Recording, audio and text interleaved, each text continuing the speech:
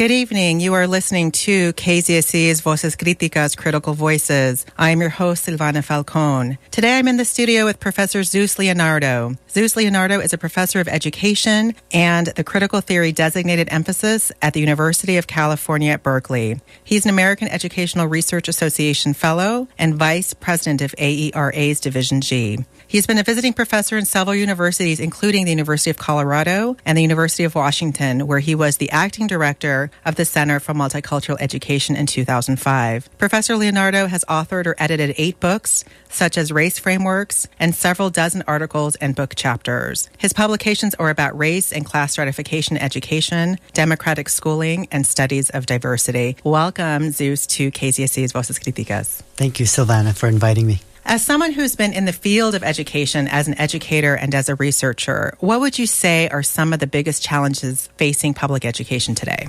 Basically, we can say that public education is under neoliberal reform, which means the increased privatization of public schools and universities. But let's be clear that we're not talking about public K through 12 and universities like the UC system are becoming private schools.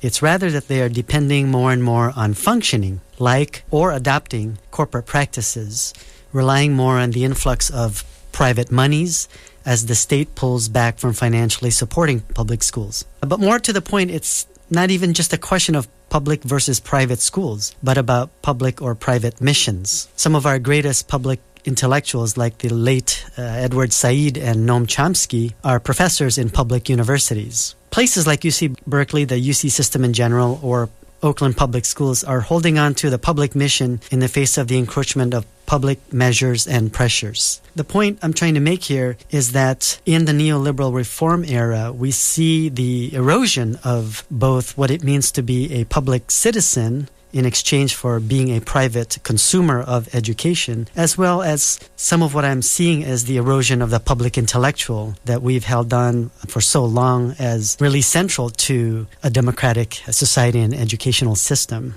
So we have some big challenges for us, I think, in the public education system. Yes, of course, we do. So many families, I think in part, in sort of coupled with your point about neoliberalism, many families would say that the point of college is to get a good job. What would your response be to a family that has this view that college is basically job training rather than, for example, in the work that you and I do about critical thinking, thinking about critical citizenship, engagement, and things like that? Now, really, there's nothing wrong with looking toward a job as a practical end result of one's education. We must make do and also make a living. But an education worth the name instills critical thinking, indeed a critical, what I would call, orientation toward life in general, which includes making a living in that. It can happen in all disciplines despite the preponderance of a critical education usually being associated with the social sciences and humanities. And this might be due largely to the discipline's pedagogical approach to their own subject matter, whereas in the sciences, induction into the paradigm is the preferred method, whereas interpretive or hermeneutics is preferred in the humanities. But scientists have shown capacity, especially of late, to throw themselves into the political fray, as they say. So I think there's nothing inherently wrong with looking forward to the end result of one's education being seeking of a job. But I think if education is to sort of recognize and realize its larger human aspirations, then I think I would go with the idea that education as a way of life rather than education as preparation for future life, as John Dewey used to say, is where I often take my students. I love that because it really gets at the image of the whole person, the holistic model of education. So, of course, a desire for a job and self-sufficiency isn't the core problem, but to really think about our education in its breadth and depth. Oftentimes, I'll tell my students, like, this is your time. You know, what are you curious about? What do you want to know? What are you eager to learn more about? This is the time in college to sort of explore some of those curiosities. Yes, I think that's why some scholars I read, maybe Paulo Freire, for example, make the distinction between schooling and education, or the idea that schooling is an apparatus of the state, whereas education is a broader concept, in fact, exceeds the walls of classrooms and the fences of schools and into the larger society. And so it's the idea that a result of education could be the securing of a job, but if we think of education as part of a larger address of the human condition, then it is reasonable for folks to assert education as something more than tied to a job later. Your writing and research has addressed engaging a race-based analysis in the field of critical pedagogy. Can you explain to our listeners what you mean by a race-based analysis and what you mean by critical pedagogy? Critical pedagogy was my original training and is a very dear part of the literature to me that traces back to one of its leaders or founders in Paulo Freire from Brazil. Now, I originally came from or hail from having studied critical pedagogy in graduate school under a prominent figure of that time as a social movement and innovation in the literature since that landmark book by Freire, Pedagogy of the Oppressed. Now, I have gained and grown from critical pedagogy and consider myself a disciple without all the usual idolatry that may be suggestive of being a disciple. But so to me, critical is a very special term, and I've spent a career of roughly 20 years trying to define that. So to me, it's not simply a form of critical thinking, because no self-respecting educated person or educator would claim to be not critical. In that sense, critical as a term enjoys general appeal to most educators and students. Yet at times, a more specific context witnesses the word critical used to disparage politicized people on the left as ideologues or doctrinaires, i.e., here we see that critical can be used as a derisive term. Now, there may be critical folks of this sort on the left, but the left hardly owns that monopoly. Now, critical pedagogy is a social analysis or pedagogy that tries to demystify power and argues for education as a broader uptake of schooling as part of race, class, and gender relations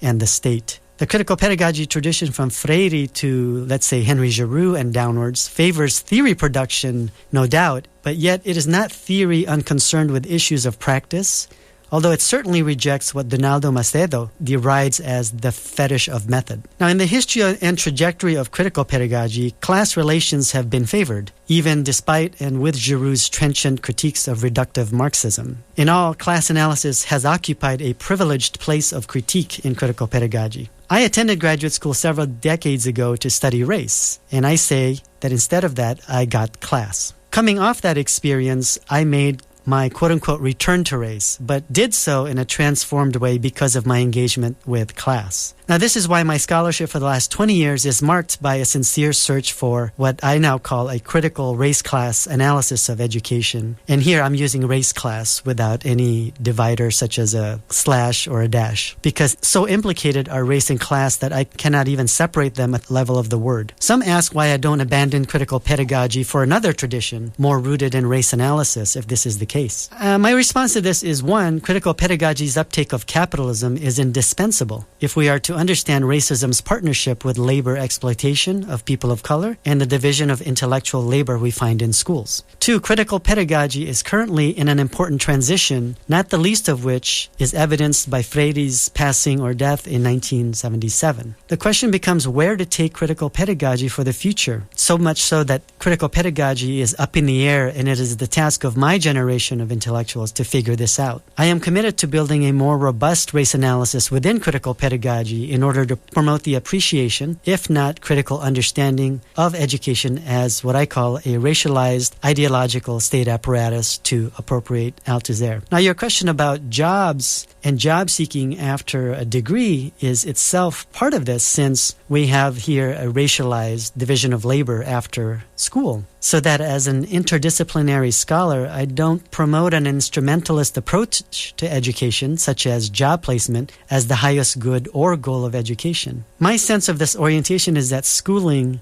as an apparatus of a broader notion of education is preparation for democratic participation of the citizenry, including a critical appreciation of race, racism, and race relations. So I suppose in this spirit, I am more in line with Du Bois than with Booker T. Washington, that getting a job is obviously necessary, but having a life worth living is even more important, which means a life that affirms all aspects of our existence. That includes the intellectual as well as the vocational. And by intellectual, I don't mean mean, quote-unquote, a life of the mind, but what in Edward Said's sense, also following Gramsci, that being an intellectual is a political vocation. You are listening to Professor Zeus Leonardo, Professor of Education and the Critical Theory Designated Emphasis at the University of California, Berkeley. He's the author of several publications about race and class stratification in education, democratic schooling, and studies of diversity. So there's been a lot of talk recently about the term white supremacy. And your earlier work has asked us to think about and engage with this notion and this term of white supremacy beyond the idea of white privilege. And I would like us to talk a little bit about why that's important. What do we gain as professors, as students, when we think about whiteness in terms of supremacy instead of simply thinking about it as privilege?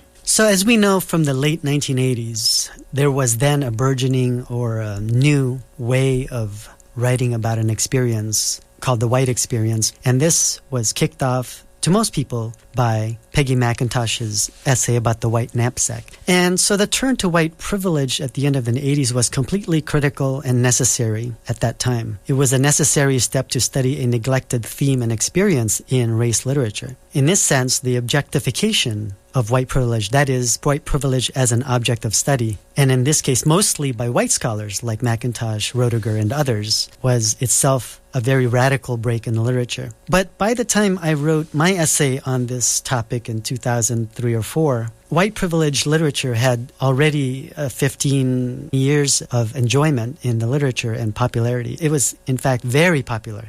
In fact, it still is popular. It is a more dominant way to talk about whiteness. But I was noticing a neglect in the white privilege literature, which was to say that white privilege is what I call the state of being white or having the privilege of whiteness, whereas the system of white supremacy is what makes that privilege possible. So in fact, I considered looking and talking about white privilege as privileging a talk about the effects rather than the cause. And the cause to me was the system of white supremacy. And by that, I don't obviously mean just, the Klan or neo-Nazis. In fact, going to the discourse or language of white supremacy is a return to an older or previous way of talking about whiteness that had gone out of favor, at least by the time of Peggy McIntosh's knapsack argument. But according to scholars like Charles Mills, the philosopher of race, Bonilla Silva, a sociologist, and others, it's necessary to talk now about white supremacy as a general system of white superiority and domination. So by that, we don't mean just the Klan, neo-Nazis, and skinheads, but an entire system that implicates all whites in that system that dominates people of color. And so that's why I suggest a return to this more traditional phrase of white supremacy, and with my colleagues, I join the re-articulation of white supremacy as not hate groups, but an entire system, a social relation that promotes the superiority, domination, and, in fact, state of being privileged by whites and the objectification, exploitation, and inferiorization of people of color. And I think that has certain advantages to the extent that we then talk about what makes white privilege possible and what sustains it is as an entire system of white supremacist relations that I thought we should turn to. Well, I think that really is critical because it gets us out of the individual notion of racism and gets us at larger questions of systemic and institutional racism. Now, I can't have you here and not talk about Berkeley and everything that's been in the news about Berkeley. The city of Berkeley was in the news right post Charlottesville for these white supremacist rallies that had descended on the city. And now UC Berkeley is in the news, in the spotlight, hosting, counseling, and then rescheduling and hosting again these extremist right-wing ideologues that are coming to your campus. What is going on there? And are you concerned about these extremists coming to your campus? There is a lot of concern.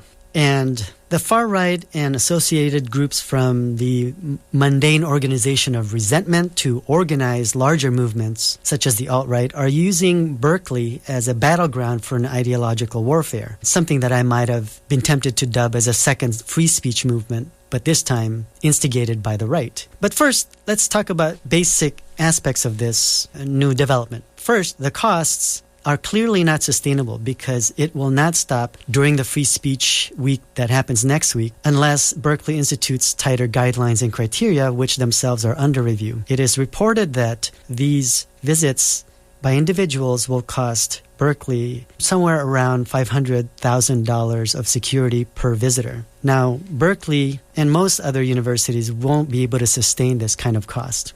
Second, free speech versus hate speech is among the themes that's being discussed now. So obviously, hate speech has a particular legal status that has to do with targeting groups or populations and either threatening to hurt them, harm them, or intimidate them. But right beneath that are a whole range of political speech that are protected by the law. And so these speakers, in fact, are targeting at that line of vagueness or line of ambiguity that separates free speech, political protected speech, and hate speech. Now, third, we are very worried at UC Berkeley about the eruption of violence that is clearly felt as a threat by students, staff, and faculty. And some of this has been borne out in places like University of Washington, Seattle, after one of Yiannopoulos' visits, as well as the more recent Charlottesville event where someone ran others over with a car. And so we have every reason to believe that this kind of speech that may be protected speech is exploiting that line where violence can erupt. Now, of course, the suggestion here is that there are other people involved in the violence that are implicated, such as the Antifa or the Black Bloc, anarchists, etc. So this is a real source of worry and some vagueness as far as interpreting what this might mean for Berkeley. Now, fourth, there's the media attention that this brings, a lot of which can be framed as quite negative as far as how Berkeley comes across on the televisions of people across the nation. And it is an aspect of these events that I think the right has used for its own purposes. So there's also a fifth worry about funding, and this time not just about the costs for security, but a threat by Trump to pull federal funding to public universities that are drawing a line for free speech. So I would say that UC Berkeley is in a real pickle here, a Scylla and Charybdis that Chancellor Carol Christ has been admirable to some people in her ability to protect the campus from further violence, of avoiding the repeat of Charlottesville and UW in Seattle. But to others, she is interpreted as complicit in her promotion of what some might call free speech absolutism, or the absoluteness of free speech. Now, one thing is clear. She and our campus are between this rock and hard place, and no one in their right mind envies the difficult position our administration has been put in. One extenuating pressure is Berkeley's reputation as the birthplace of the student free speech movement from the 60s. And really, this is an aspect of how extreme right speakers or groups are exploiting this history for their own political and perhaps ideological purposes. And so these are some things that we have worried about or thought about or had conversations about at UC Berkeley. And there's no real end in sight in the immediate future, because even after the events of this coming week, who knows what is in store for us in the next month or two. And the costs of $500,000 per visitor is going to be quickly unsustainable if it is not already there for us. I mean, that's an incredible sort of number, $500,000 per visitor. You're listening to Zeus Leonardo, professor of education and the critical theory designated emphasis at the University of California at Berkeley. We just have a minute left. Our time always goes so quickly on this show. What would be a couple of things that you would see in a democratic school environment? What is your sort of idea of a dream institution? An ideal educational environment at all levels, from K through 12 all the way up to graduate studies, from first year primary school to first year doctoral students, that this education is driven by a deeper commitment to democratic living. Often we make educational decisions that are market-driven and unfortunately leave children's welfare to be part of an afterthought. This is not the fault of educators as somehow uncaring people, but speaks to a social condition where market rules dominate and are assumed to be coextensive with, quote-unquote, what children need. In too many cases, this is not the case. In the more technical sense, schools that are rigorous and challenging at all levels cannot be reduced to test scores, but measured differently in terms of students' ability to think critically, to consider different points of view in a condition of respect, and therefore practice what it means to be a critical citizen.